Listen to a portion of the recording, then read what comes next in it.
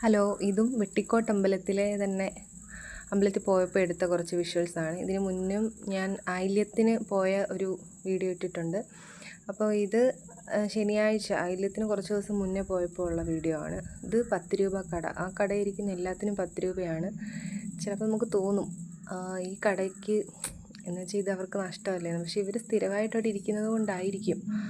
സ്ഥിരമായിട്ടുള്ള കടയായതുകൊണ്ട് അത്യാവശ്യം നല്ല ആൾക്കാരും കയറുന്ന കടയാണ്. ഇപ്പോൾ ഇല്ല, പക്ഷേ ഒരു സമയം രാത്രി അല്ലെങ്കിൽ പകൽ അമ്പലത്തിൽ വരുന്നവരെല്ലാവരും മിക്കവാറും ഈ കടയിൽ കയറും. അങ്ങനെ അപ്പോൾ ഇവിടെ ഒന്ന് കയറി ജസ്റ്റ് എല്ലാം ഒന്ന് കണ്ടു, കുറച്ച് സാധനമൊക്കെ വാങ്ങി.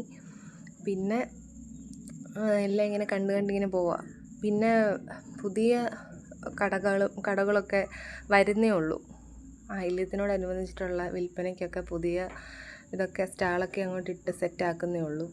ബജിക്കടയിൽ ബജികളൊക്കെ അങ്ങോട്ട് ആക്കുന്നേ ഉള്ളൂ. അതൊക്കെ കണ്ടു. ഫാക്ടറി സെയിൽ കണ്ടു. എനിക്ക് വലിയ